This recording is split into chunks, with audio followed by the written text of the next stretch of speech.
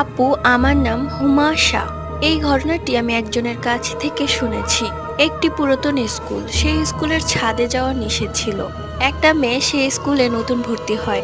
তার জানার খুব আগ্রহ হলো ছাদে কি এমন আছে যে ছাদে যাওয়া নিষেধ করে দেওয়া হয়েছে। তাই একদিন সে দারোয়ান থেকে চাবি চুরি করে এবং ছাদে চলে যায়, ঠিক ভরা দুপুরবেলা। এরপর সেই মেয়েটির কোনো খোঁজ খবর পাওয়া যায়নি। টিফিন টাইমে দুইটা মেয়ে পানি খাওয়ার জন্য নিচের কল ছাড়লে দেখে কল থেকে পানির বদলে রক্ত পড়ছে। তারা ভয় পেয়ে যায় এবং দৌড়ে গিয়ে স্যার ম্যাডামদের বলে। স্যার ম্যাডামরা এসে দেখে সত্যি রক্ত পড়ছে। এরপর তারা সবাই মিলে ছাদে যায় এবং ছাদে গিয়ে যা দেখে তা এক কথায় অবিশ্বাস্য। যে মেয়েটি ছাদে গিয়েছিল সেই মেয়েটির গলা কাটা অবস্থায় কেউ যেন টাঙ্কিতে ঢুকিয়ে রেখেছে। তার রক্তেই পুরো পানি লাল হয়ে গেছে। এরপর সেই স্কুলটি একবারের জন্যই বন্ধ করে দেওয়া হয়।